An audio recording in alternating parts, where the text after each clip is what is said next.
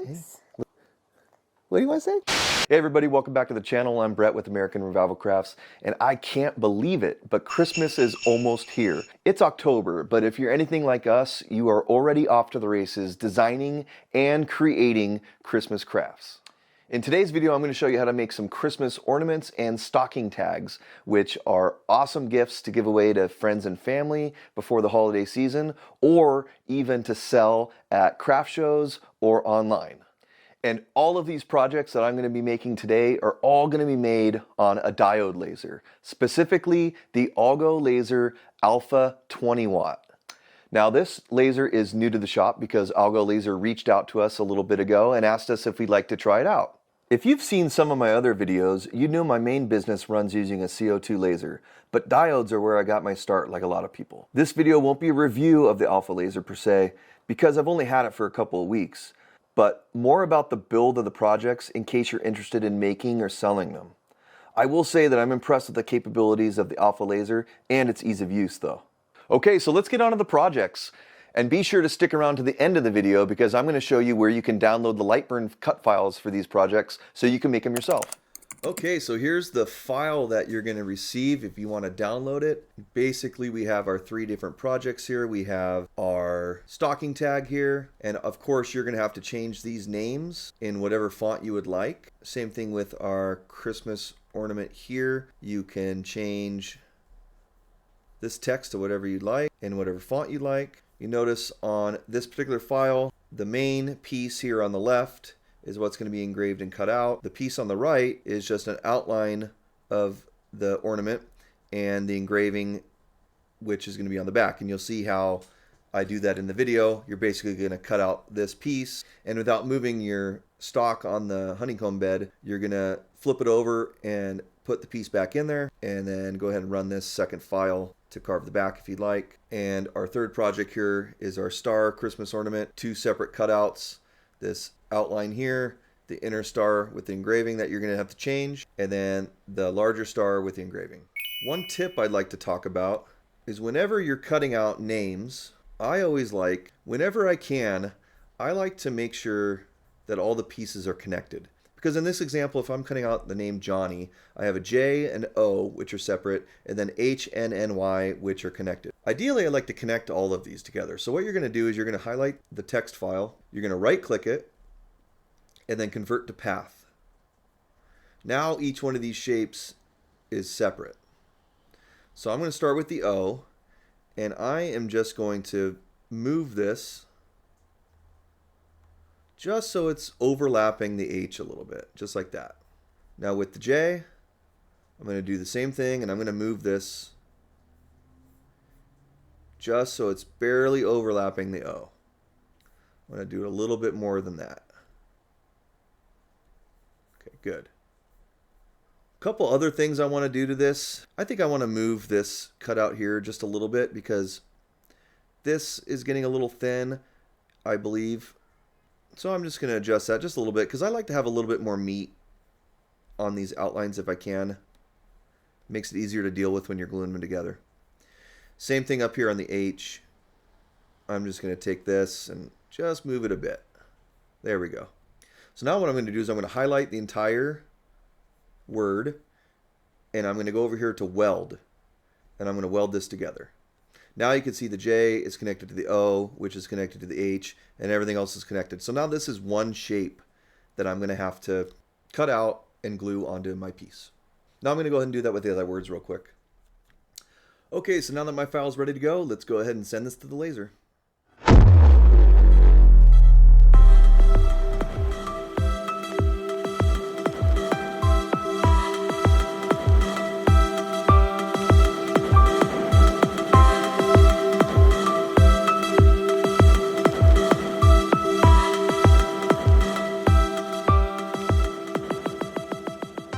So one thing I really like to do when I'm cutting out small parts, such as these, is I like to install double-sided tape on the back of the board before I cut the pieces out, just to make adhering these pieces easier.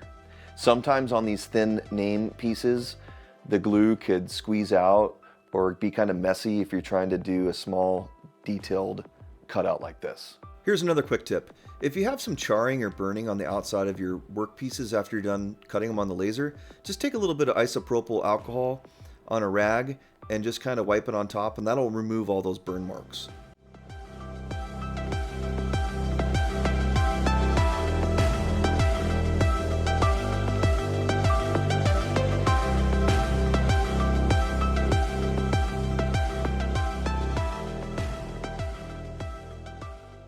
As you can see, using the double-sided tape on the back of the names really makes it easy to place the names onto our piece of wood. And the double-sided tape is really durable too. I'd have to pry this off and I'd end up breaking the pieces before I actually got them off. For these projects, I was engraving at 250 millimeters per second at 100% power. I was cutting through the 3 millimeter hardwood, which would be the white oak and the cherry, at 6 millimeters a second at 100% power. I cut through the 2 millimeter basswood with the adhesive tape on the back at 10 millimeters a second at 100% power. And I cut through the 4 millimeter walnut at 4 millimeters a second and 100% power.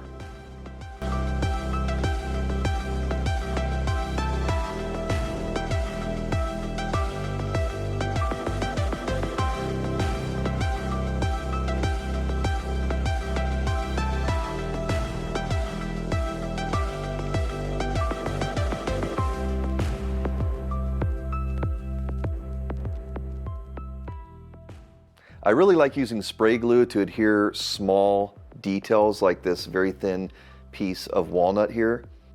It just makes it so much easier to place tiny pieces. But for large areas like the star in the background, I still like using wood glue and a little bit of super glue.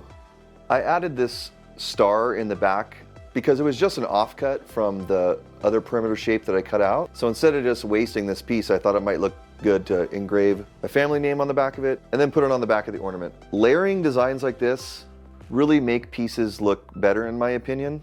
It gives them more weight, they're a little more substantial, and overall look really nice.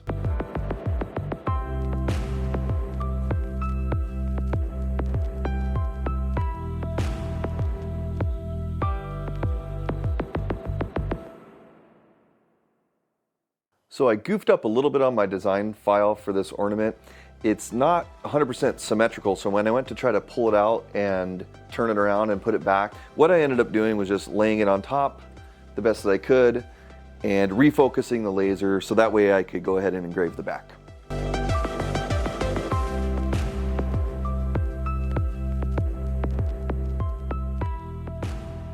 You know, this is my second diode laser that I've used, the first being the original X-Tool D1 10 watt.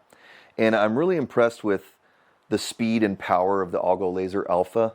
I also really like how the air assist is integrated, and you can also adjust the power or the airflow on the fly. That's really helpful because when you're cutting, you want the air to be up high, but when you're engraving, you want it down on the lowest levels or off. I'm really impressed with the power of this laser as well. At 20 watts, I'm able to cut through this hardwood really easily. The white oak and cherry pieces are about 3 millimeters in thickness. The white painted basswood is about 2 millimeters. And the walnut is about 4 millimeters. And the laser had no problem going through any of this. I used to make these same style of ornaments and stocking tags on my X-Tool D1 10 watt. And I know it's not a fair comparison apples to apples, but I used to have a really hard time cutting through this type of material with my 10 watt, even with air assist. But the Algolaser Alpha cut through them no problem. Okay, so there you have it. 3 great Christmas projects you can make on your diode laser. If you're interested in downloading the cut files I used to make these files, just check the description below. I'll have a link to the files for free. Just remember though, the settings I used in the file are for my particular laser, so you might have to modify those depending on what laser you're running, especially if you're using a CO2 laser. And as always, thank you so much for watching. If you liked the video, please give it a thumbs up. And if you have a question or a comment, please leave it down below. And please consider subscribing if you like our content, because we have a lot more laser and CNC videos coming up in the future. Again, thank you very much for watching, and we'll see you on the next one.